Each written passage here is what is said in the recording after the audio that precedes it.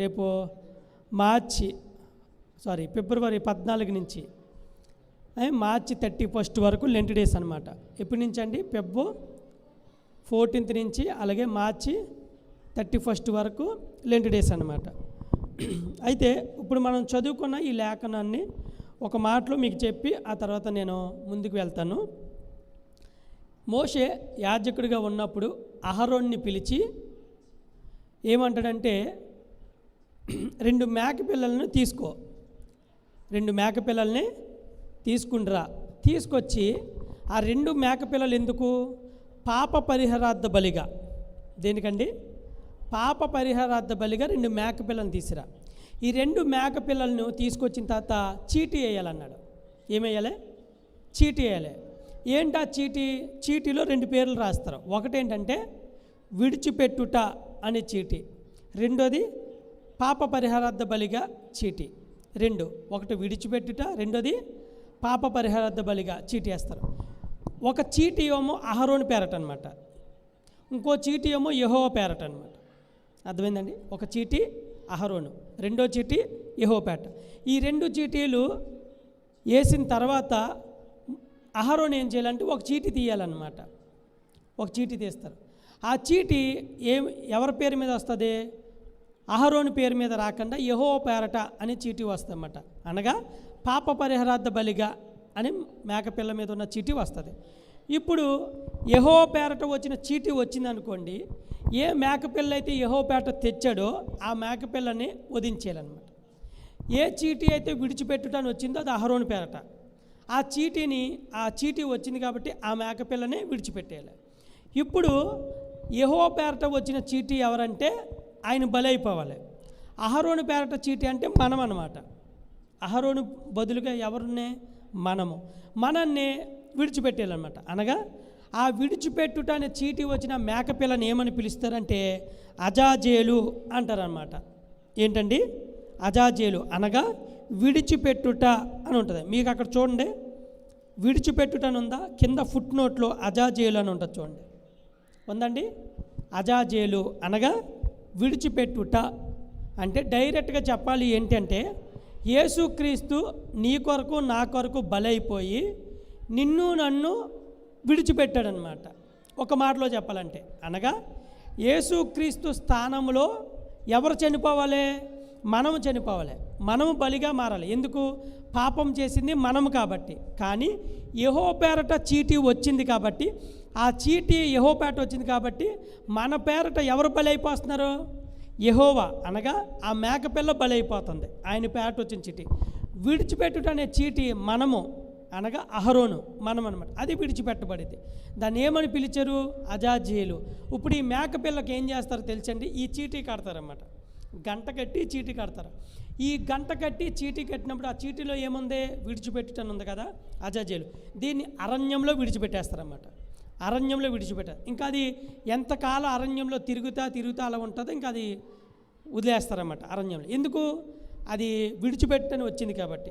అంటే యేసుక్రీస్తు బలైపోవాల్సి వచ్చింది కాబట్టి మన స్థానంలో ఆయన బలైపోయాడు, మనకు విడిచిపెట్టబడ్డాం. ఇప్పుడు మనం విడిచిపెట్టాం కాబట్టి అరణ్యము దేనికి చూచినా, ఈ లోకానికి చూచిన, లోకయాత్రకు చూచిన అని మనం విడిచిపెట్టబడ్డాం. ఆయన సిలువెత్తబడ్డాడు. ఇప్పుడు జరిగింది ఇదనమాట. వస్తుంది. ఇదే పాత నిబంధనలో జరిగితే, కొత్త నిబంధనలో ఏంటి? 33.5 సంవత్సరాలు ఆయన భూమి మీద బతికాడు.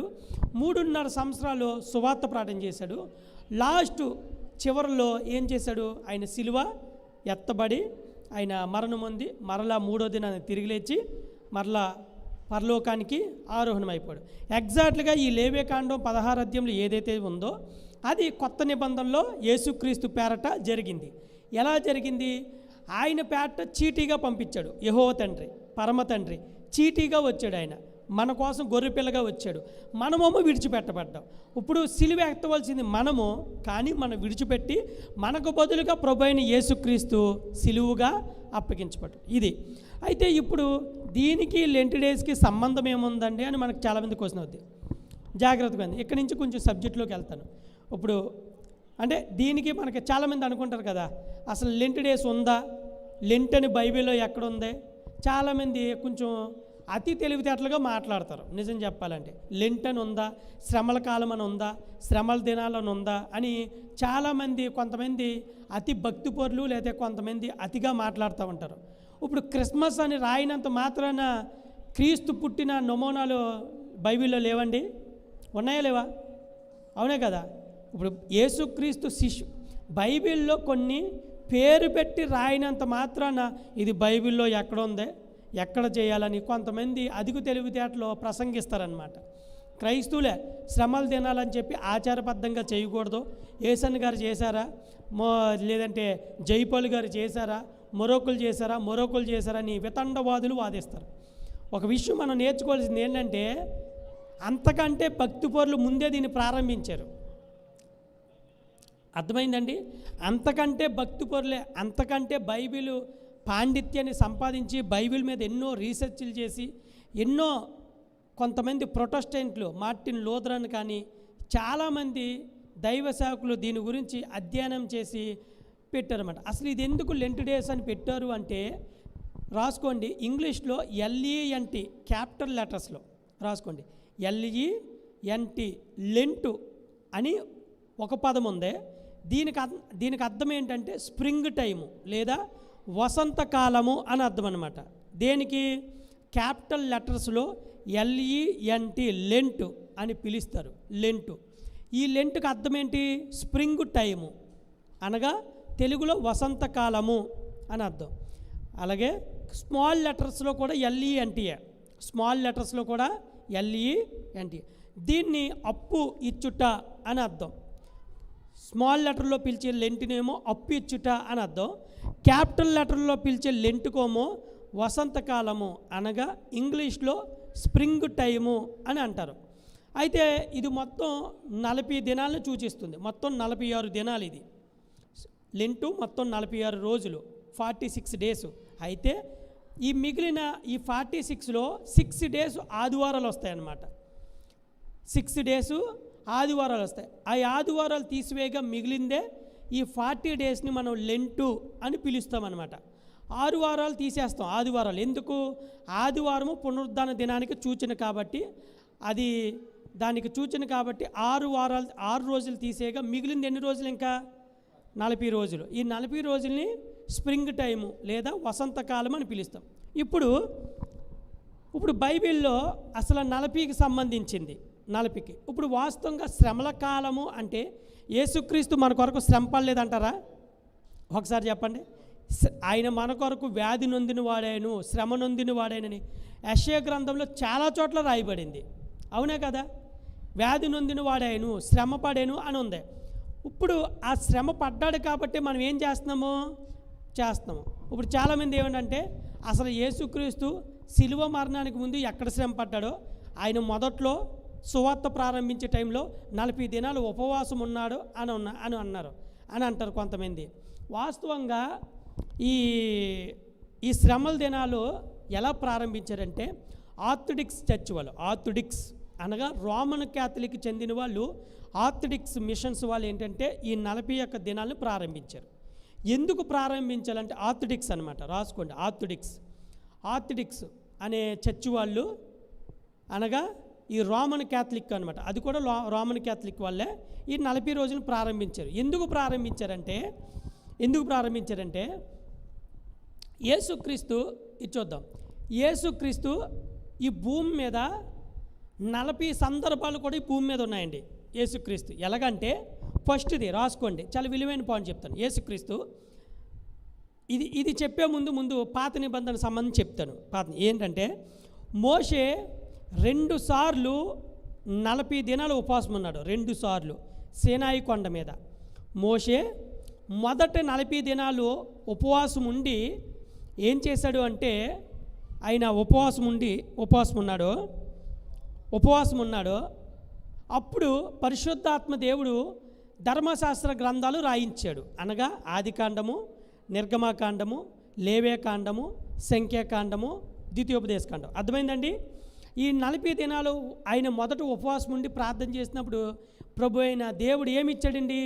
ధర్మశాస్త్ర గ్రంథాలు అనగా ఆదికాండం, నిర్గమకాండం, లేవేకాండం, సంఖ్యాకాండం, ద్వితీయోపదేశకాండం ఇచ్చాడు. వీటిని తోరా అని పిలుస్తారు ధర్మశాస్త్ర గ్రంథాలు. అలాగే 40 దినాలు ఉంటాడు ఆయన. రెండోసారి కూడా 40 రోజులు ఉపవాసం ఉంటారు. పగలు రాత్రి కూడా సీనాయి పర్వతం. అప్పుడు దేవుడు 10 ఆజ్ఞలు ఇచ్చాడనమాట. 10 ఆజ్ఞలు. రెండోసారి 40 దినాలు ఉపవాసం చేసినప్పుడు మోషే ఆ సీనాయి పర్వతం మీద ఏమి ఇచ్చాడండి? 10 అనగా 10 ఆజ్ఞలు ఇచ్చాడు. ఈ 10 ఆజ్ఞలు ఇచ్చినప్పుడు ఏం చేశారు? కింద ఇజ్రాయేల్ అందరూ ఒక దూడను చేసుకుని పూజలు చేస్తున్నప్పుడు మోషే దిగివచ్చి కోపంతో ఆ 10 ఆజ్ఞలను పగలగొట్టేస్తాడనమాట. అప్పుడు రెండోసారి మరలా దేవుడి దగ్గర పశ్చాత్తాపడినప్పుడు సీనాయి పర్వతం మీద పిలిచినప్పుడు ఆయన చేతి రాతతో ఈ 10 ఆజ్ఞలు రాసి రెండోసారి ఆ పలకల్ని మోషేకి ఇస్తాడు. ఇప్పుడు మందసం అని పిలుస్తాం కదా మనం. మందసంలో 3 ఉంటాయి. ఒకటేంటంటే 10 ఆజ్ఞలు రాసుకోండి, మందసము అని పెట్టుకోండి. మందసంలో ఉండి 3. మందసం అని అంటారు కదా. మందసంలో ఉండి 3. ఒకటే మోషే యొక్క 10 ఆజ్ఞలు. రెండోది అహరోను చిగురించిన కర్ర. అహరోను చిగుర్చిన కర్ర. మూడోది పరలోకపు మన్నా. ఈ 3 ఉంటాయండి. ఒకటి 10 ఆజ్ఞలు, రెండోది అహరోను చిగుర్చిన కర్ర, మూడోది మన్నా. ఈ మన్నా ఎందులో ఉంటుందంటే బంగారపు ప్లేటుతో తయారు చేస్తారు. ఇంత బౌలు, ఆ బౌల్లో ఉంటుంది అనమాట మన్నా. ఓకేనా? ఈ 3 ఉంటాయి. దీన్నే మందసం అంటారు. ఈ మందసం పైన కరుణాపీఠం ఉంటుంది. ఈ కరుణాపీఠం మీద ఇటుపక్క అటుపక్క కెరూపులు ఉంటారనమాట. ఈ పక్క ఆ ప్రక్క కూడా ఎవరుంటారో? కెరూపులు ఉంటారు ఈ కరుణాపీఠం మీద. ఈ కరుణాపీఠం మీదకే యెహోవా దేవుడు దిగొస్తాడనమాట. ఎక్కడికే? అతి పరిశుద్ధ స్థలంలోనికి. అర్థమైందండి? కరుణాపీఠంలోనికి అర్థమైందా? ఈ కరుణాపీఠం మీదకి ఎవరు దిగొస్తారో? యెహోవా దేవుడు దిగొస్తాడు. ఇప్పుడు ఈ మందసం ఉంటుంది కదా, ఈ మందసాన్ని మోయడానికి ఈ పక్కన ఏం చేస్తారో? రాడ్లు, బంగారంతో తయారు చేసిన రాడ్లు ఉంటాయన్నమాట. రాడ్లు అర్థమైందా? బంగారంతో తయారు చేసిన రాడ్లు ఉంటాయి. ఈ ప్రక్క అవి బంగారపు రేకుతో పొదిగిస్తారు. వాళ్ళు ఎలా మోసుకుని వెళ్తారనమాట. ఎక్కడొక యాజకుడు ఉంటాడు, ఎక్కడొక యాజకుడు ఉంటాడు. మళ్ళీ ఈ వెనమల ఒక యాజకుడు, ఈ వెనక ఒక యాజకుడు ఉంటాడు. ఓకేనా? ఇలా మోసుకుని వెళ్తారనమాట. ఈ కరుణాపీఠం మీద ఈ ప్రక్క ఆ ప్రక్క కెరూపులు ఉంటారు. ఈ కరుణాపీఠం మీదకే ప్రత్యక్ష గుడారంలోనికి యెహోవా దేవుడు దిగొచ్చి ఆ కరుణాపీఠం మీద ఆయన ఉండేవారు అనమాట. అప్పుడు ప్రత్యక్ష గుడారం లోపల మోషే ఎదురుగా ఉంటే ఈ కరుణాపీఠం మీద ఉండి యెహోవా దేవుడు మాట్లాడేవాడు. ఆ మాట్లాడిన తర్వాత మరలా ఆయన ఆరోహణం అయిపోయేవాడు అనమాట కరుణాపీఠం మీదకి. ఇప్పుడు మొత్తం 3 ఉంటాయి. ఆవరణము, పరిశుద్ధ స్థలము, అతి పరిశుద్ధ. ఈ బయట ఆ పక్కన ఉన్నది ఆవరణం, మీరు కూర్చున్నది పరిశుద్ధ స్థలం అనమాట. ఇక్కడ నేను మాట్లాడేది అతి పరిశుద్ధ స్థలము. ఇప్పుడు ఇక్కడ అడ్డతెర ఉండేది అనమాట. ఒకప్పుడు అడ్డతెర ఉండేది. ఎప్పుడైతే యేసుక్రీస్తు శిలువ మీద చనిపోయాడో చనిపోయిన వెంటనే ఈ అడ్డతెర ఏమైంది? 2గా చీలిపోయింది అనమాట. అప్పటి నుంచి ఈ పరిశుద్ధ స్థలంలోనికి ప్రతి ఒక్కరు ప్రవేశించే అర్హులు ఉన్నారు. యాక్చువల్గా అయితే ఈ ప్రక్కన 10 బల్లలు ఉంటాయి, ఈ ప్రక్కన 10 బల్లలు ఉంటాయి అన్నమాట. ఈ బల్లల మీద దీపవృక్షము, సొమోకపు రొట్లు ఉంటాయి, 2 ఉంటాయి ప్రతి బల్ల మీద అన్నమాట. ఈ ప్రక్కన 10 ఉంటాయి, ఈ ప్రక్కన 10 ఉంటాయి. ప్రతి బల్ల మీద ఏముంటాయి? సొమోకపు రొట్లు, అలాగే రెండోది దీపవృక్షం ఉంటుంది అనమాట. అర్థమైందండి? ఈ సొమోకపు రొట్లు, దీపవృక్షంలు ఉంటాయి. ఈ పరిశుద్ధ స్థలంలోనికి ఏంటి? యాజకుడు వస్తాడు. ప్రతిరోజు వచ్చి దూపత్తిని మీద యాజకుడు ఏం చేస్తాడు? బలిని, నైవేద్యాన్ని అర్పిస్తాడు. సంవత్సరానికి ఒకసారి మాత్రమే అతి పరిశుద్ధ స్థలంలోనికి ఎవరు వస్తాడు? ప్రధాన యాజకుడు వస్తారన్నమాట. ఈ ప్రధాన యాజకుడు వచ్చి ఈ అతి పరిశుద్ధ స్థలంలో సంవత్సరానికి ఒకసారి తన కోసము, అలాగే మనుషులందరి కోసం కూడా సంవత్సరానికి ఒకసారి బలిని, నైవేద్యాన్ని అర్పిస్తాడు ఈ ప్రధాన. ఇప్పుడు లూథరన్ చర్చిలో నల్లటి అంగి వేసుకుని నల్లటి తాడు కడతారు కదా, నల్లటి తాడు అంగి. అది ఎందుకు అనుకుంటున్నారో? ఈ అంగి వేసుకుని నల్లటి తాడు కట్టిన తర్వాత ఇక్కడ ఏంటంటే ఇక్కడ 6 ఎవరు? 12 గోత్రాల కర్తలు. ఇక్కడ 6 ఉండాలి, ఇక్కడ 6 ఉండాలి అన్నమాట. మొదట 6 పేర్లు ఈ పక్కన ఉండాలి, రెండో 6 ఈ పక్కన ఉండాలి. ఎఫోదు అంటారు దాన్ని, ఎఫోదు అంటారు. ఈ ఎఫోదు మీద 12 గోత్రాల యొక్క పేర్లు ఇక్కడ ఉండాలన్నమాట. 6 పేర్లు ఇక్కడ, 6 పేర్లు ఎక్కడ ఉండాలన్నమాట.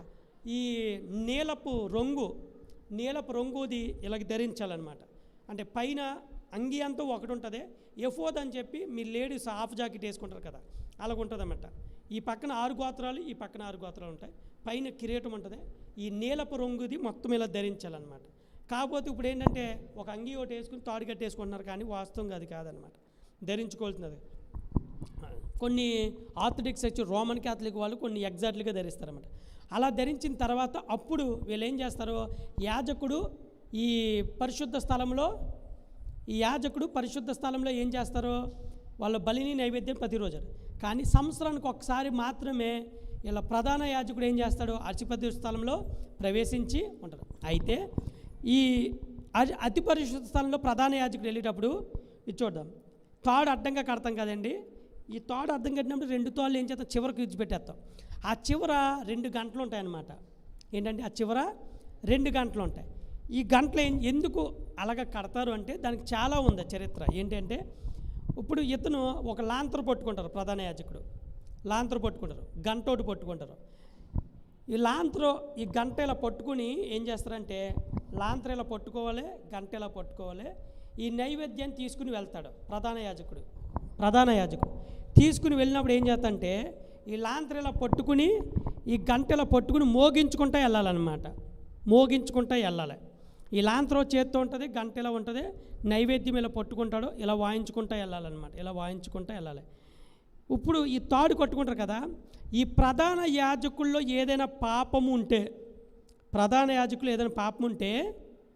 ఏదైనా ఉంటే ఈ అతి పరిశుద్ధ స్థలంలోకి వెళ్ళగానే ఏం చేస్తా, ఈ లైట్ ఆరిపోద్ది, ఇతను చనిపోతాడు. ఇంకో విషయం, ఈ 2 తాళ్ళు కట్టుకుంటారు కదా, ఒక తాడు ఎర్రగా మారిపోవాలి, ఇంకో తాడు తెల్లగా మారిపోవాలన్నమాట. ఒకవేళ ఈ తాడు తెల్లగా మారితే ఇతను పరిశుద్ధంగానే ఉన్నాడు అని చెప్పి ఈ గంట మోగుతుంది, లైటు వెలుగుతుంది. ఒకవేళ ఇతనిలో పాపం ఉంటే ఈ తాడు కాస్త ఎలా మారిపోద్ది, రెడ్గా. ఆ రోజుల్లో ప్రత్యక్షంగా జరిగేదండి. ఇది చాలా ఆశ్చర్యం అనిపించేది అందరికీ. పరిశుద్ధ స్థలంలో నుంచి అతి పరిశుద్ధ స్థలంలోకి ప్రధాన యాజకుడు రాగానే ఈ నొడానికి కొట్టుకున్న తాడు ఇతనిలో పాపం మీద ఉంటే రెడ్డగా మారిపోయి ఈ గంట ఆగిపోయేది, ఈ లైటు ఆరిపోయేది. ఒకవేళ ఇతనిలో పాపం మీద లేకపోతే ఈ 2వ తాడు ఎలా మారుతుంది, వైట్గా మారిపోద్ది, తెల్లగా. అప్పుడు ఈ గంట మోగుతుంది, అలాగే ఈ లైటు వెలుగుతుందండి. ఒకవేళ ఇతను పాపం ఉండి చనిపోతే ఈ తాడు ఉంటుంది కదా, ఈ తాడు పరిశుద్ధ స్థలం దాకా బయట ఉంటుంది అనమాట. ఇప్పుడైతే ఫ్యాషన్గా ఇక్కడ దాకా కొట్టుకుంటున్నారు, అక్కడ అలా కాదు, అసలు ఆవరణం బయట దాకా ఉంటుంది అనమాట. ఉంటే అప్పుడు ఇతను చనిపోవడం అనుకోండి, ఇంకా లైట్ ఆరిపోద్ది, గంట సౌండ్ వినిపించదుగా, అప్పుడు అర్థమైపోద్ది వాళ్ళకి, ఓకే ఇతనిలో పాపం ఉంది, యెహోవా తండ్రి తన ఉగ్రతను వీళ్ళ మీద చూపించాడు అని చెప్పి వెంటనే ఈ కట్టిన తాడినే, ఒకవేళ వీళ్ళ కూడా చనిపోడని చెప్పి పరుగున పరిశుద్ధ స్థలంలోకి అతి పరిశుద్ధంగా వచ్చానుకో, వీళ్ళు చనిపోతారు స్పాట్లో. అందుకుని ఈ తాడుతో ప్రధాన యాజకుడిని బయటకు లాగేసేవారు అన్నమాట. చాలా పరిశుద్ధుడు అండి దేవుడు. ఆయన పరిశుద్ధత ముందు ఎవరు అసలు సరిపోరు. కానీ దేవుడు ఎంత తగ్గించుకున్నాడంటే, ఒకవేళ నేను నా పరిశుద్ధతను విషయంలో నేను ఇలా ముక్కుసూటిగా ఉంటే ఏ మానవుడు నా ముందు బతకడని చెప్పి ఆయన చాలా అందుకుని అంటాడు, చూచి చూడనట్టు అనాది కాలములో దేవుడైన యెహోవా చూచి చూడనట్టు వెళ్ళిపోయాడంట, సహించాడంట కావాలని. ఎందుకంటే నా పరిశుద్ధత ముందు ఏ ఒక్కడు నిలవలేడు. కాబట్టి నేను ఒకవేళ వెలగే ఉంటే యాజకుడు ప్రధాన యాజకుడే చనిపోతే ఇంకా యాజకుడే ఎంత లెక్కండి, యాజకుడు ఎపాటోడు కదా. కాబట్టి అందుకుని మోషేతో అంటారు ఇజ్రాయేల్లో, మోషే ఒకవేళ యెహోవా తండ్రి మాతో మాట్లాడితే మేము బతకలేమయ్యా, నువ్వు దేవుడితో మాట్లాడు, ఆయన చెప్పింది నువ్వు మాకు చెప్పు చాలు అంటాడనమాట. ఆయన దిగొస్తున్నప్పుడు సీనాయి పర్వతం మీదకి, ఇప్పటికి యెరూషలేములో ఆయన దిగొచ్చిన సీనాయి పర్వతం ఇప్పటికి ఎర్రగా ఉంటుంది అన్నమాట. ఆ పర్వతం మొత్తం దాన్ని రెడ్డిష్ మౌంటైన్ అంటారు. రెడ్డిష్ మౌంటైన్ అనగా ఎర్రటి పర్వతం అంటాడు. ఇప్పటికి ఆ పర్వతం ఎర్రగానే ఉంటుంది అన్నమాట. కనీసం యెహోవా దేవుడు దిగొస్తుంటే వారం ముందు చెప్తాడు ఆయనకి, మోషేకి, ఆ కొండ దగ్గరలో కూడా పశువు కానీ గొర్రె కానీ మేక కానీ ఏది సంచడానికి వీల్లేదు. రెండోది, ఏ మానవుడు ఆ పాలెంలోనికి జ్వరపడడానికి వీల్లేదు. వచ్చాడా బలే అనమాట. ఎందుకంటే ఆయన అతి పరిశుద్ధుడు. అంతుడు అంటాడు, మోషే నన్ను నేను పరిశుద్ధపరచుకుంటాను అంటాడనమాట. ఆయన సహించడం అనమాట. ఈ విధంగా ఉన్న పరిశుద్ధుడు, ఇలాంటి ఉన్న పరిశుద్ధుడు మానవుడికి రక్షణ ఇవ్వడానికి, పాపక్షమాపణ ఇవ్వడానికి, పాప పరిహారార్థ బలిగా తానే మారవలసి వచ్చిందనమాట. అందుకని అంటాడు 2 చీటీలు వచ్చినప్పుడు యెహోపేట వచ్చిన చీటీ ఆయనకి, అనగా ఆయన బలైపోతాడో, 2వ చీటీ మనకు. పూర్వకాలంలో ఎలాగుండేదంటే ఒక మేకపిల్లను తీసుకొచ్చేవాడు యాజకుడి దగ్గరికి. ఒక వ్యక్తి మేకపిల్లను, కౌజు పెట్టనో, గొర్రె పిల్లను తీసుకొచ్చేవాడు. తీసుకొచ్చిన తర్వాత ఏంటంటే నువ్వు ఏ పాపం చేసావో ఆ పాపము చెవిలో చెప్తాడనమాట. ఎవరో ఈ యొక్క మనిషి ఎవరికి, యాజకుడికి చెవిలో చెప్తాడు. వెంటనే యాజకుడు ఏం చేస్తాడంటే ఆ పాపాన్ని ఒప్పుకోవాలి కాబట్టి ఈ తీసుకొచ్చిన ఈ గొర్రెని ఏం చేస్తాడంటే యాజకుడు తన యొక్క చెయ్యిని తీసుకొచ్చి ఆ మేకపిల్ల మీద ఇలా ఉంచుతాడనమాట. యాజకుడు ఏ మనిషి అయితే పాపం చేశాడో ఆ గొర్రె పిల్ల మీద ఆ చెయ్యిని ఉంచుతాడు.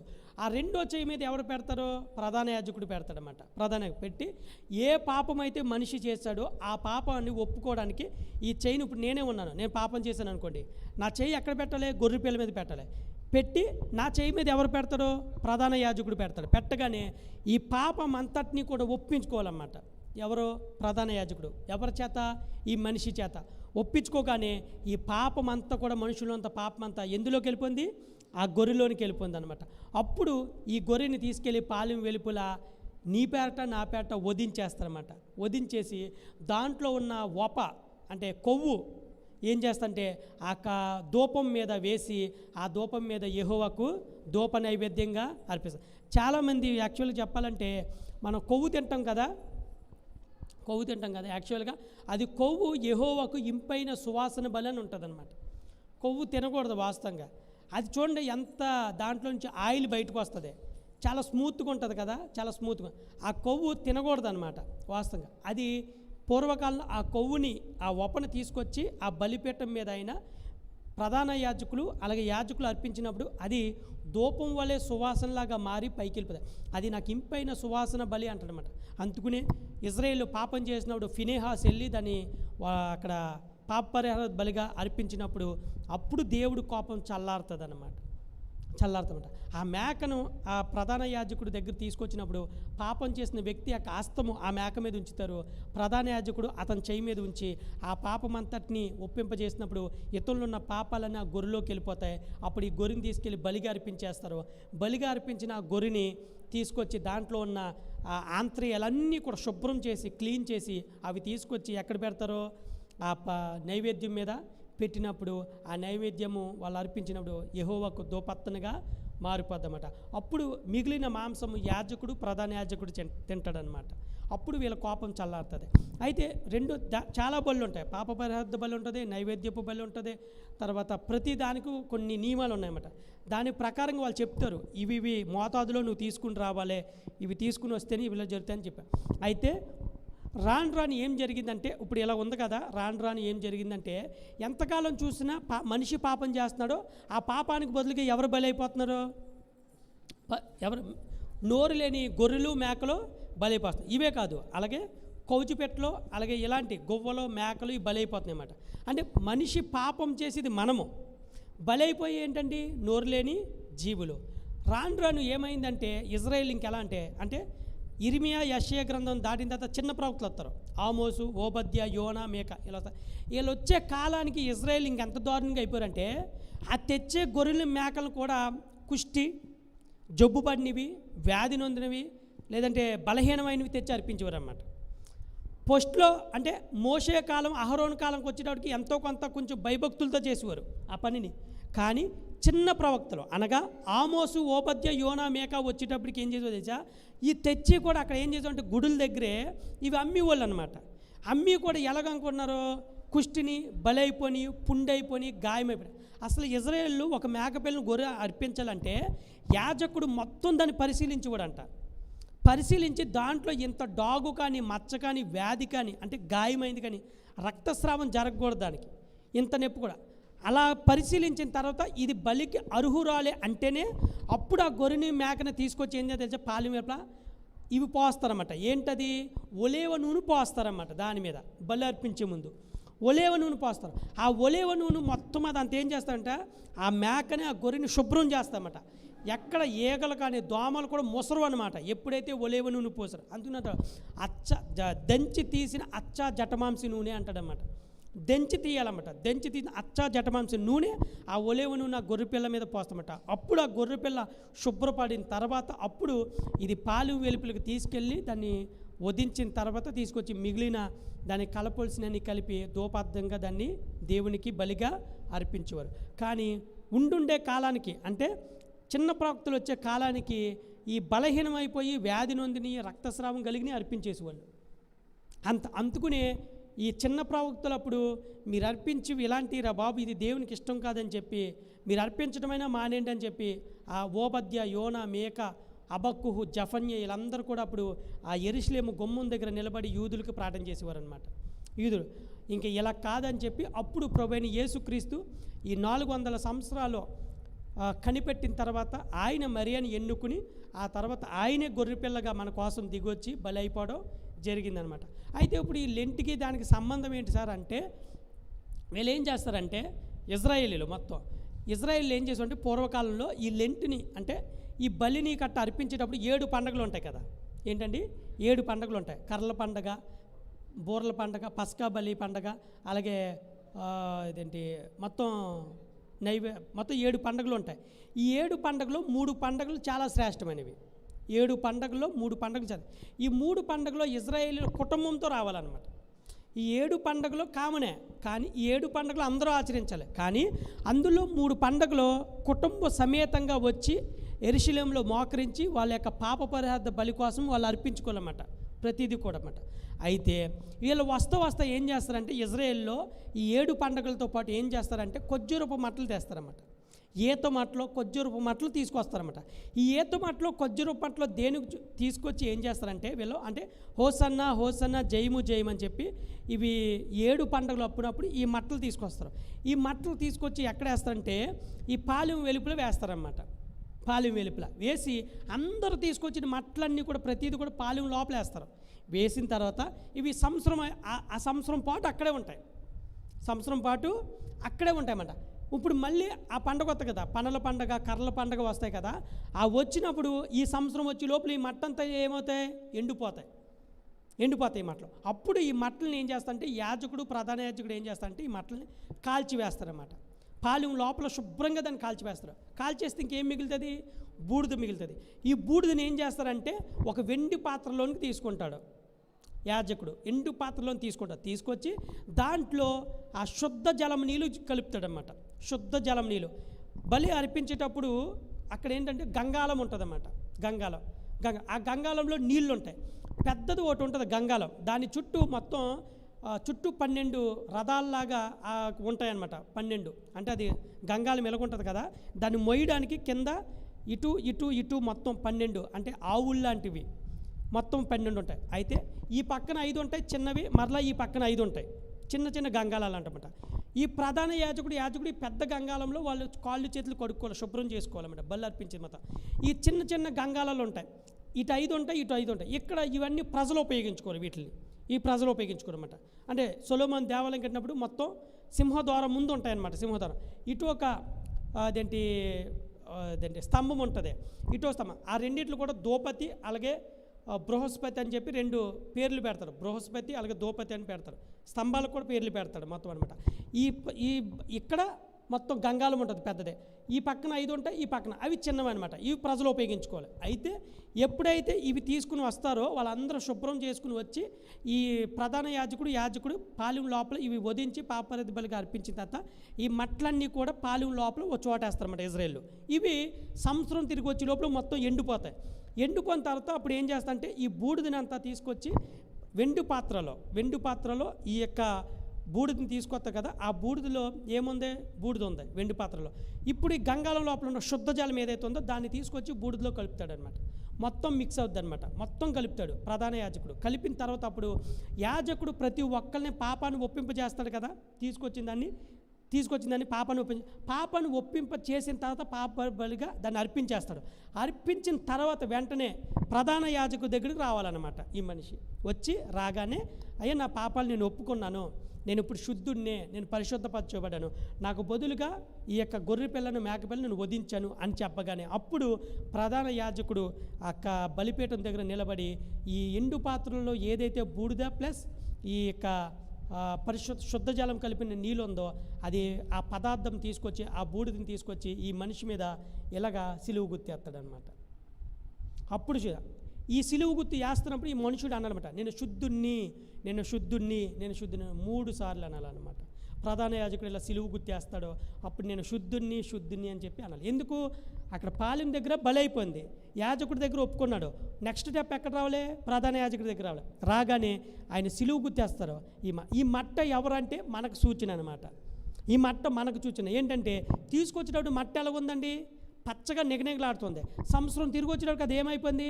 ఎండిపోయింది. అందుకే మనము మన జీవితాల్లో రోజులు దొరపడే కొద్దీ మన ఆత్మీయ జీవితంలో కూడా తగ్గిపోతూ ఉంటుంది, బలహీనమైపోతాం, కొన్ని కోల్పోతూ ఉంటాయి. మళ్ళీ ఫస్ట్లో అది ఎలాగుండే? పచ్చగా ఉంది కదా, మరలా ఆ పచ్చదనం కోసం అంటే చిగురించడం కోసం, ఫలించడం కోసం మరలా ఎక్కడి దగ్గరికి వస్తున్నాం? ప్రధాన యాజకుడి దగ్గరికి వస్తున్నాం. ఇప్పుడు ఈ ప్రధాన యాజకుడు ఏమేస్తున్నాడు? సిలువు గుర్తేస్తున్నాడు. ఇప్పుడు ఏమంటాడు యేసుక్రీస్తు? అదేంటి ఎబ్రీ పత్రికలు ఏమంటాడు? మనందరి ప్రక్షాళన కోసం ప్రధాన యాజకుడు సంవత్సరానికి ఒక్కసారి బలి అయ్యేవాడు. అయితే యేసుక్రీస్తు వచ్చిన తర్వాత ఆయనే ప్రధాన యాజకుడిగా వచ్చి మన అందరి కోసం ఒక్కమారిగానే సిలువలో బలి అయిపోయాడు. దేవుని నామ స్తోత్రం చెప్తాం. హల్లెలూయా, హల్లెలూయా. అర్థమైందండి? ఇప్పుడు ఆ సిలువు గుర్తు దేనికి సూచన? ఆయన మనందరి కొరకు చనిపోయాడని నిర్ధారణకు సూచనమాట. ఆ మట్ట ఏ విధంగా అయితే మొదట్లో వెలిగించబడి పచ్చగా ఉండి చిగురించిన తర్వాత అది చల్లారిపోయి ఎండిపోయిందో, మన ఆత్మీయ జీవితాలు కూడా ఒకసారి ఎండిపోతూ ఉంటాం. చిగురించిన దాన్ని కాస్త మళ్ళీ ఏమవుతాం? వాడబారిపోతాం. ఫలించిందంతా కాస్త మళ్ళీ మొద్దుబారిపోద్ది. అందుకని అంటాడు, యెషయా మొద్దులో నుంచి చిగురు పుట్టడం. మన ఆత్మీయ జీవితంలో ఎప్పటికప్పుడే చిగురించడం మారాలి. ఇప్పుడు వసంతకాలం అన్నాం కదా, స్ప్రింగ్ టైం అని చెప్పి. వసంతకాలంకు వచ్చే ముందు చెట్లన్నీ చూడండి, ఆకులు రాలిపోతాయి. చూడండి, కాలితే ఆకులు రాలిపోతాయి, పూత రాలిపోద్ది. వసంతకాలం వచ్చిన తర్వాత మళ్ళీ లేత చిగుర్లు. మీకు తెలుసండి, ప్రతి చెట్టు సంవత్సరానికి ఆకులన్నీ రాల్చేద్దండి. మార్చి నెల వచ్చే టయానికి చూడండి, కాలితే మార్చి నెల వచ్చే టయానికి ప్రతి చెట్టు తన ఆకులన్నీ రాల్చేస్తుంది. చెట్టు అంతా చూసేటప్పటికి కొంతకాలానికి ఎలాగుంటుంది? ఇదేంటి ఆ రెమ్మలే ఉంటాయి, కొమ్మలే ఉంటాయి. మరలా మార్చి నెల వచ్చేటానికి కొత్త ఆకులు పచ్చగా నిగనిగలాదు. అసలు మనకు తెలియదు ఇదంతా ఎప్పుడు జరుగుతుందో. ఇప్పుడు చూడండి, ఇక్కడే చూడండి, ఆ మామిడి చెట్టు చూడండి, పాత ఆకులన్నీ రాలిపోయి దాని పక్కన కొత్త ఆకులు వచ్చేస్తూ ఉంటాయి మెల్లమెల్లగా. మనకు తెలియదు. ఎందుకంటే ప్రతి చెట్టు మనకు సూచన అన్నమాట. స్ప్రింగ్ టైము అంటే వసంతకాలము. ఏ విధంగా వసంతకాలం వచ్చేటానికి చెట్టు మళ్ళీ పాత జీవితం అంతా విడిచిపెట్టి కొత్త జీవితాన్ని, కొత్త హృదయాన్ని ఎలా పొందుకుంటుందో, అలాగే మన జీవితంలో కూడా ప్రతి సంవత్సరం ఆర్థోడాక్స్ వాళ్ళు ఎలాగంటే సంవత్సరంలో ఒక్కసారి ఈ 40 దినాలు అంతా కూడా, ఈ 40 దినాల్లో యేసుక్రీస్తు యొక్క జననము, మరణము, పునరుద్ధానం గురించి ఈ 40 దినాల్లో ప్రతి ఒక్కడికి బోధించాలి. ఆయన ఏ విధంగా అయితే శ్రమపడి సిలువేయబడ్డాడో, ఇవి ఈ నూతన సంవత్సరం ప్రవేశించిన వెంటనే ఈ వసంతకాలం ఏ విధంగా వస్తుందో, చెట్లు చిగురిస్తున్నాయో, అదేవిధంగా ఈ యొక్క మానవులైన మనము కూడా ఈ శ్రమ దినాలను, అంటే ఈ ఏదైతే యేసుక్రీస్తు మరణించి అనగా గుడ్ ఫ్రైడేకి మరణించాడో, అదేవిధంగా ఈస్టర్కు తిరిగి లేచాడో, ఇవి లెక్క చూస్తే మార్చి నెల అంటే చంద్రభ్రమణం కాలం ప్రకారం లెక్క చేస్తే ప్రతి ఆయన చనిపోయింది ఎప్పుడు? శుక్రవారం. లేచింది ఎప్పుడు? ఆదివారం, అంటే ఈస్టర్. అవి చంద్రభ్రమణ కాలం ప్రకారం లెక్క చూస్తే ప్రతి సంవత్సరం ఆయన చనిపోయిన రోజు ఎప్పుడు రావాలి?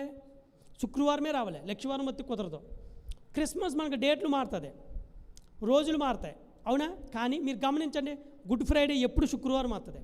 రెండోది ఈస్టర్ ఎప్పుడు? ఆదివారం వస్తాయి. ఇవి మారుతాయా? ఇంతవరకు చరిత్రలో ఎప్పుడు మారవు.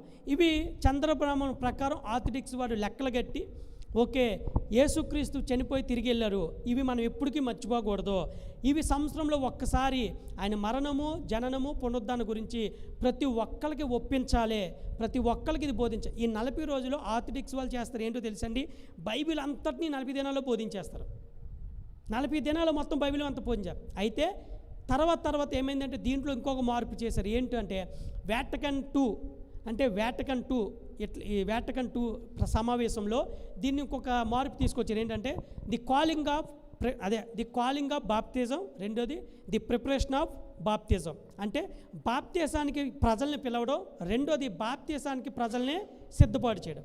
ది కాలింగ్ ఆఫ్ బాప్తిజం, అలాగే టు ప్రిపరేషన్ ఆఫ్ బాప్తిజం కొరకు ప్రజల్ని ఆహ్వానించడం, రెండోది బాప్తిజం కొరకు ప్రజల్ని ప్రిపేర్ చేయడం. ఈ 40 దినాలు యాత్రిక్స్ వాళ్ళు ఏం చేస్తారో తెలుసండి, ఇజ్రాయేల్ అందరినీ కూడా, అంటే యూదుల్ని ఏంటి ప్రతి ఒక్కరిని కూడా ఏం చేస్తారంటే, అంటే మొత్తం ఈ సామాన్య ప్రజలందరినీ కూడా ఏం చేస్తారంటే యేసుక్రీస్తు యొక్క జననము, మరణము, పునరుద్ధానం గురించి 40 రోజులు బోధించి ఈ 40 రోజుల్లోనే వాళ్ళకి బాప్తిజం కొరకు సిద్ధపాటు చేస్తారన్నమాట. బాప్తిజం కొరకు పిలుస్తారు. ఎవరైతే బాప్తిజం కొరకు ఈ 40 దినాలు ఆ వాక్యాన్ని విన్న తర్వాత ఈ 40 రోజుల్లో కూడా వాళ్ళ బాప్తిజం కొరకు సిద్ధపాటు చేస్తారు. ఆ తర్వాత గుడ్ ఫ్రైడే రోజుని, ఈస్టర్ రోజుని వీళ్ళకి బాప్తిజం ఇచ్చేస్తారన్నమాట. హల్లెలూయా. ఇది ఆచారబద్ధంగా పెట్టింది అసలు కాదు. దీనివల్ల ఇంకోటి ఏంటో తెలుసండి, ఈ 40 దినాలు ఏంటంటే ఒకటే కాదు, ఈ 40 దినాల్లో ఎవరైతే మన ఆత్మీయ జీవితంలో పడిపోయి దిగజారిపోయి ఒకప్పుడు వెనక్కి వెళ్ళిపోయామో మరలా రీరెన్యూ అవ్వడానికి, మరలా మళ్ళీ పునరుద్ధరించబడడానికి, మరలా చిగురించడానికి, చెట్టు ఏ విధంగా అయితే సంవత్సరానికి ఒక్కసారి తన పాత జీవితాన్ని విడిచిపెట్టి మళ్ళీ కొత్త ఆకులతో కొత్త చిగురుతో ఎలాగైతే మళ్ళీ ఫైర్ అయ్యి అప్పుడే పోతుంది, అప్పుడే మళ్ళీ పోస్తుంది, అంతవరకు పూయదేది. మళ్ళీ కొత్త జామ చెట్టు చూడండి, పాత ఆకులన్నీ ఎండిపోయి అది ఒళ్ళిపోయిన తర్వాత మళ్ళీ కొత్త ఆకులు వచ్చిన తర్వాత మళ్ళీ అది ఆ కొత్త ఆకుల్లో నుంచి, ఆ మువ్వులో నుంచి చిన్న చిన్న చిగురు వస్తుంది, ఆ చిగురులోంచి చిన్న చిన్న కాయలు వస్తాయి, అవి పెరిగి మనకి తినేటట్టు ఉపయోగపడతాయి. అలాగే వసంతకాలం వచ్చేటప్పుడు ప్రతి చెట్టు ఏ విధంగా అయితే పాత జీవితాన్ని విడిచిపెట్టి కొత్త జీవితాన్ని ధరించుకుంటుందో మరలా ఈ యొక్క సర్కిల్ మనం కూడా, మానవులైన మనం కూడా స్ప్రింగ్ టైం వలె మన పాత జీవితాన్ని విడిచిపెట్టి మరలా ఈ యొక్క యేసుక్రీస్తు మరణము పునరుద్ధానము వచ్చే టయానికి మనము కూడా మన పాత జీవితాన్ని ప్రభు సన్నిధిలో ఒప్పుకొని మరలా రెన్యూ అయ్యి, అనగా ఉజ్జీవింపబడి మరలా మనం నూతన ఆత్మను ధరించుకుని నూతన యొక్క స్వభావాన్ని ధరించుకుని ఈ సంవత్సరం అంతా కూడా దేవుని కొరకు బతకాలి అని ఆర్థడాక్స్ వాళ్ళు పెట్టిందే ఈ లెంట్ డేస్ అనమాట. హల్లెలూయా. హల్లెలూయా. ఈ 40 రోజులకి చాలా, ఎందుకు ఈ 40 రోజులు పెట్టారు అంటే ఇంకో ఉంది. ఏంటి అంటే మోషే 2 సార్లు ఉపవాసం ఉన్నాడు, 2 సార్లు ఉపవాసం ఉన్నాడు. 40 days. మొదటి 40 days ధర్మశాస్త్రం అనగా 5 కాండాలు తెచ్చాడు. రెండో 40 days అది 10 ఆజ్ఞలు తీసాడు, 10 కమాండ్మెంట్స్ తెచ్చాడు. ఆ తర్వాత ఇజ్రాయేలీలు 40 సంవత్సరాలు ఈ యొక్క ఐగుప్తు దేశం నుంచి ఎక్కడ ప్రయాణం చేశారు, కానాను దేశాన్ని ప్రవేశం చేశాడు. ఎక్కడి నుంచి, ఐగుప్తు దేశం నుంచి కానాను వరకు. ఐగుప్తులో ఎన్ని సంవత్సరాలు ఉన్నారు వాళ్ళు, 430 సంవత్సరాలు బానిసలుగా ఉన్నారు. యాక్చువల్గా ఐగుప్తు దేశం నుంచి కానాను దేశానికి ఇజ్రాయేలీలు మోషే ప్రకారం, దేవుడి ప్రకారం ప్రయాణం చేస్తే 11 రోజులు మాత్రమే పడుతుంది. కానీ వీళ్ళ మాట వినకపోవడం వల్ల దేవుడు ఆ సీనాయి పర్వతం చుట్టే తిప్పుతూ వచ్చాడనమాట. ఎందుకు, ఆయన చెప్పాడు, ఇలా నా మాట విన చూస్తూ అద్భుతాలు చూస్తూ ఎర్ర సముద్రం 2 పాయలకి ఎలా విడిపోందో చూశారు, ఎరుకో కోట ఎలా కూలిపోందో ఎరుకో కోట కాదు, ఒక్క యుద్ధం కూడా లేకుండా ఈ ఇజ్రాయేలీని మోషేని ఎన్నుకుని కానాన్ దేశం నుంచి ఐగుప్తు దేశం నుంచి కానాన్ దేశం ఎలా నడిపించి చూశారు. పరలోకం మన్నాను పోషించి బట్టలు అరిగిపోకుండా, బట్టలు మాయకుండా, కాలుకున్న చెప్పులు అరిగిపోకుండా వాళ్ళకి దారిలోనే సంతానాన్ని ఉత్పత్తించి ఎంతో అభివృద్ధి పరుస్తూ వస్తే, శత్రు భేదం కూడా భయం కూడా లేకుండా ఒక్కొక్కరుగా నడిపించుకుంటే ఈ అద్భుతాలు చూసి కూడా మోషే మీద తిరగబడడం, అహరోను మీద తిరగబడడం, రాళ్ళేడి ఇవన్నీ చూసి దేవుడు వీళ్ళ శాశ్వం మాత్రమే వెళ్తుంది అని చెప్పి ఎవరైతే తిరగబడ్డారో వీళ్ళందరూ కూడా అరణ్యంలోనే చాలా మటుకు రాలిపోయారన్నమాట. ఎందుకంటే చూసి కూడా అద్భుతాలు చూసి కూడా వీళ్ళు విశ్వసించడం మానేశారు. ఆకలి అయితే మోషే మీద తిరగడం, దాహం అయితే మోషే మీద తిరగడం, ఇలా చేస్తాడు. దేవుడు చూస్తూ చూస్తూ చాలామందిని వాళ్ళు హతమార్చాడు అనమాట.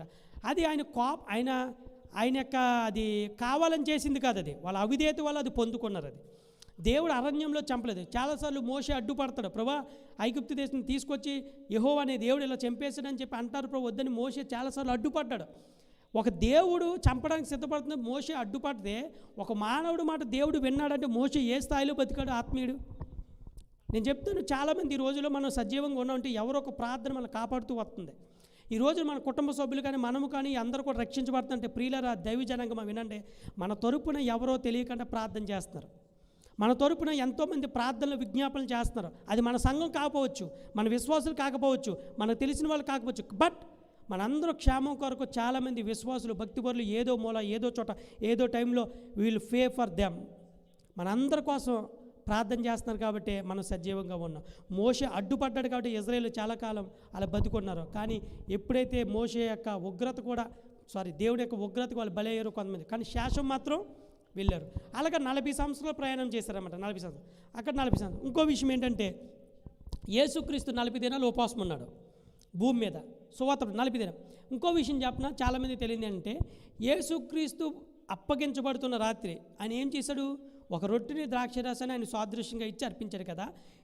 తర్వాత ఏం చేపట్టాడు? ఆయన సబ్బతు, ఆయన శుక్రవారం నాడు అనగా లక్షవారం రాత్రి ఆయన పట్టబడ్డాడు, శుక్రవారం ఆయన సిలువేయబడ్డాడు. ఇప్పటికి కరెక్ట్గా అంటే ఇప్పటికీ ఈ 40 దినాలు వస్తాయన్నమాట. ఏది? యేసుక్రీస్తు కరెక్ట్గా అప్పగించబడుతున్నప్పుడు ఆయన ఈ 40 డేస్లో మధ్యలో ఈ 40 డేస్ ఆయన నేను అంటాడనమాట, నేను ఎక్కడి నుండి మీతో నేను రహస్యంగా మాట్లాడను అంటాడు. పిలుపుతో వెళ్తాను, ఎక్కడి నుండి నీతో నేను రహస్యంగా మాట్లాడను, ఎక్కడి నుంచి మీతో నేను అన్నీ మాట్లాడతాను. ఇదిగో యెరూషలేమునకు మనుష్య కుమారుడు వెళ్ళబోతున్నాడు, ఆయన శాస్త్రులు పరిచయలు సద్దులు చేస్తే అప్పగించబడుతున్నాడు అంటాడు చాట. అప్పటి నుంచి ఈ యేసుక్రీస్తు సిలువేయబడే దినానికి కరెక్ట్గా 40 రోజులు వస్తాయి అన్నమాట. అప్పటి నుంచి ఆయన ఏది రహస్యంగా మాట్లాడకుండా బహిర్గతంగా మాట్లాడతాడు. అప్పుడు శిష్యులు కూడా అంటారు, నువ్వు యెరూషలేము వెళ్తే నిన్ను చంపేయడానికి సిద్ధంగా ఉన్నారంటాడు. కానీ ఆయన మాట వినండి, ఎందుకంటే ఆయన అప్పగించబడుతున్న సమయం వచ్చేస్తుంది. ఆ మాట ఎప్పుడైతే అన్నాడో అప్పటి నుంచి తర్వాత ఈ శుక్రవారం బలైపోవడానికి మధ్యాహ్నానికి కరెక్ట్గా 40 రోజులు వస్తాయండి. మొత్తం 40 రోజులు వస్తాయన్నమాట. ఈ 40 రోజు ఏంటి? మొదటి 40 రోజులు ఆయన 40 డేస్ ఉపవాసం ఉన్నాడు. రెండో 40 దినాలు ఎక్కడి నుంచి వస్తాయి? అప్పగించబడుతున్న దగ్గర నుంచి సిలువేయబడిన దినం వరకు మొత్తం ఈ మధ్యలో 40 దినాలు. అందుకునే యాహాను భక్తుడు, మీకు తెలీదు, యాహాను రాసిన సువార్త భక్తుడు మొత్తం 22, 21, 20 ఉంటాయి, 28 అధ్యాయాల యాహాను సువార్త. ఒకసారి తీయండి యాహాను సువార్త.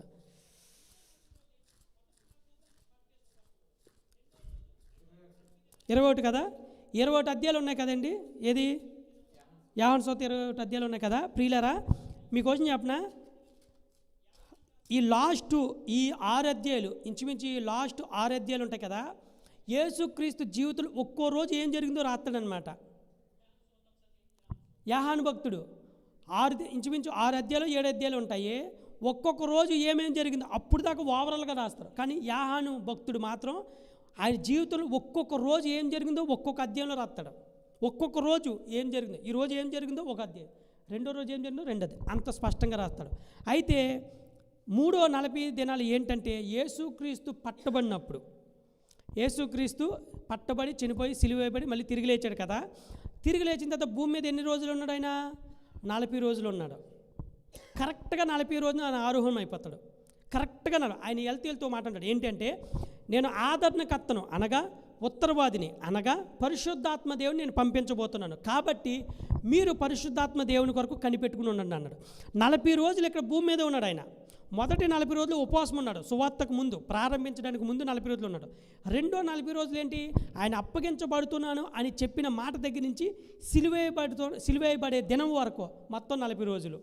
మూడో 40 రోజులు ఆయన ఈ భూమి మీద ఆదివారం నాడు అనగా ఈస్టర్ రోజున తిరిగి లేపబడిన తర్వాత ఆయన 40 దినాల భూమి మీద ఉండి పేతుర్ని, యాహాన్ని, తోమని అందరినీ బలపరుచుకుంటూ వచ్చేస్తాడనమాట. అందుని అసలైన సేవ రెండోసారి, ఇంకా బలమైన సేవ రెండోసారి చేశాడు యేసుక్రీస్తు. ఎందుకంటే ఆయన తిరిగి వెళ్ళిపోతే ఎవరికి కనిపించాడు అంటారు. అందుకని 500 పైగా కనిపించాడు అని రాయబడింది బైబిల్లో. 500 పైగా కనిపించాడు ఆయన. కాబట్టి ఈ 40 దినాలు ఇక్కడ. ఆ తర్వాత ఆ 10 దినాలు మన అపోస్తలుగా 2 పెంతుకోస్తు దినమున, పెంతుకోస్తు అనగా అర్థం ఏంటి? 50వ దినము. అంటే ఈ 40 దినాలు ఎక్కడే ఉన్నాడో, జస్ట్ 10 రోజులు మాత్రమే అలా ఉపవాసం చేశారు శిష్యులు ప్లస్ ఆయనతో పాటు ఉన్న తక్కిన వారు. 10 రోజులు ఉపవాసం. ఆ తర్వాత 50వ దినాన్ని ఎగ్జాక్ట్లీ పరిశుద్ధాత్మ దేవుడు భూమి మీదకే దిగొచ్చారనమాట. 40 సంఖ్యకి అంత ప్రాముఖ్యత ఉంది. 40 సంఖ్యకి ఎందుకు అంత ప్రాముఖ్యత అంటే, ఇంకో విషయం ఏంటంటే, మోషే చనిపోయినప్పుడు ఇజ్రాయేల్లో 40 దినాలు దుఃఖాన్ని సెలిపారు. యోసేపు చనిపోయినప్పుడు 40 దినాలు దుఃఖాన్ని సెలిపారు. రెండోది షారా చనిపోయినప్పుడు కూడా, అబ్రహాం భార్య షారా చనిపోయినప్పుడు కూడా. అంటే 40 సంఖ్య ఏంటంటే ఈ లోక యాత్రకు సూచన అనమాట. ఈ లోక యాత్రకు సూచన. ఆ విధంగా లెక్కేసి మనము ఈ మరణ పునరుద్ధాన గురించి సంవత్సరం అంతా కూడా బోధించుకుంటాం. అదేవిధంగా ఈ ఆత్మీయతను అంతా బలపరచడం కోసం సిగురించడం. చెట్లు ఏ విధంగా అయితే వసంతకాలం వచ్చేటప్పటికి వాళ్ళ యొక్క పాతంతా కూడా రాల్చివేసి మళ్ళీ నూతన యొక్క ఆకులను ఏ విధంగా జరుగుతుందో, మనము కూడా పాత జీవితాన్ని విడిచిపెట్టి నూతన స్వభావాన్ని ధరించి ఈ సంవత్సరం అంతా దేవుని కొరకు, ప్రభు కొరకు రోషం కలిగి జీవించాలంటే మనందరం కూడా ఆ చెట్లు చిగురించినట్టుగా మనం చిగురించాలని చెప్పి ఆ కాల్చేసిన బూడిద ఎవరంటే మనమేనమాట. మన జీవితం అంతా కాల్చివేయబడాలి.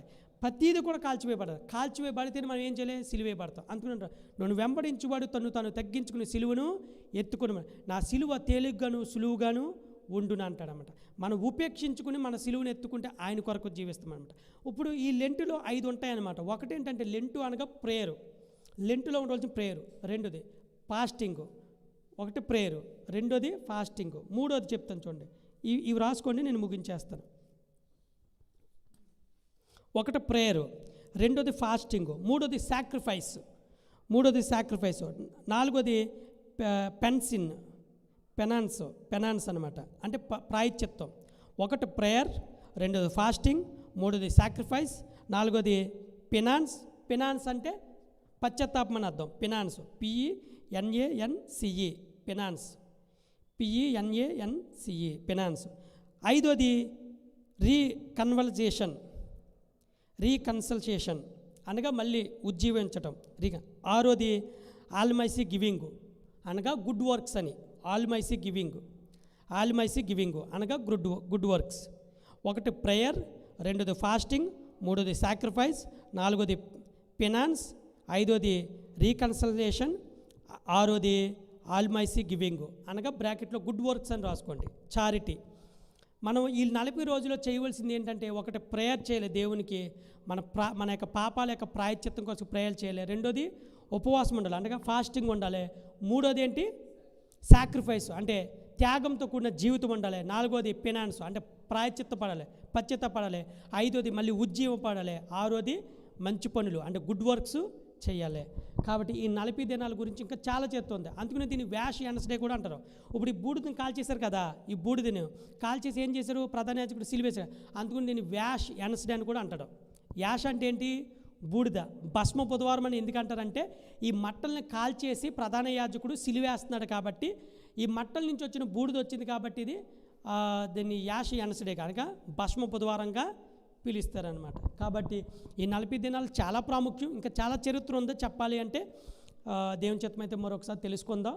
కాబట్టి లెంట్ డేస్ మన అందరూ కూడా ఉపవాసం ఉండగలిగిన వాళ్ళు ఉపవాసం ఉండండి, ఏదో ఒక పూట. ఒకవేళ ఉపవాసం లేకపోయినా మీరందరూ కూడా పరిశుద్ధంగా దేవుని సన్నిధిలో మనందరం పాలు పంచుకుందాం, ఉజ్జీవం పడదాం, మన ఆత్మీయ జీవితాన్ని దినదినము అభివృద్ధి పరచుకుందాం. మాకు రద్దం చిన్న ప్రార్థన చేసుకుందాం. ప్రియులారా, థ్యాంక్ యూ. ప్రియులారా, మరొకసారి మీకు అనౌన్స్మెంట్ చేస్తున్నాం. ఈ 40 రోజులు ఫాస్టింగ్ ప్రేయర్స్ మనము ఏంటండి ఇదేంటి ఫాస్టింగ్ ప్రేయర్స్ మన దొమ్మేరు అనగా నూతనంగా ప్రారంభించబడిన దొమ్మేరు ప్రాంతంలో మనము దాన్ని కండక్ట్ చేస్తున్నాం. ఈ 40 డేస్ కూడా టైమింగ్ వచ్చి 7 to 9 అనమాట, 7 to 9. కాబట్టి గ్రహించండి, మీరు అందరూ పాలు పంచుకోండి. దేవుని చిత్తమైతే అక్కడ కూడా లైవ్ ఇవ్వడానికి ప్రయత్నం చేస్తాము. లేని వల్ల అదేంటి మెసేజ్లు ఫేస్బుక్ ద్వారా అయినా రికార్డ్ చేసి మీకు తర్వాత యూట్యూబ్లో టెలికాస్ట్ చేసే ప్రయత్నం చేస్తాం. బట్ ఎక్కడున్నప్పటికీ దేవుని ఆరాధించండి, స్తుతించండి. ఈ 40 దినాలని ఒక ప్రాజెక్ట్ లాగా తీసుకోండి. 40 రోజులే కాబట్టి ఒక ప్రాజెక్ట్లా తీసుకోండి. మీ జీవితంలో ఏదైతే లోటుపాటు ఉందో అది దేవునికి విన్నపించండి. మీ ఆత్మీయ జీవితం కొరకు, మీ కుటుంబం కొరకు, అలాగే మీ కుటుంబంలో ఎవరైతే రక్షణ లేదు ఇంకాను అలాంటి వారి కొరకు ఇది చాలా అవసరం. చాలామంది ఇది మారు మనసు లేని వాళ్ళకి మారు మనసు కలిగిస్తుంది. 40 రోజులు ఒకప్పుడు దేవుళ్ళలో ఉండి పడిపోయి వెనక్కి వెళ్ళిపోయి ఆత్మీయ జీవితంలో దిగజారిపోతే మరలా ఉజ్జీవింపబడడానికి, మరలా దేవుళ్ళలో రెన్యువల్ అవ్వడానికి, రివైవల్ ఉజ్జీవం తెచ్చుకోవడానికి ఈ 40 డేస్ నిజంగా చాలా దోహదం చేస్తుంది. మీ జీవితంలో అనేకమైనవి వెనకబడిపోయి ఇది జరిగితే బాగుండు అనుకున్న వాళ్ళు కూడా ఈ 40 డేస్లో మీరు నిష్ఠ గరిష్ట కలిగి దేవుల్లో ఎదిగితే డెఫినెట్లుగా గాడ్ విల్ బ్లెస్ యూ, అందులో నో డౌట్. కాబట్టి దేవుడు మిమ్మల్ని దాని కొరకు సిద్ధపాటు చేయబడును గాక. ప్రార్థన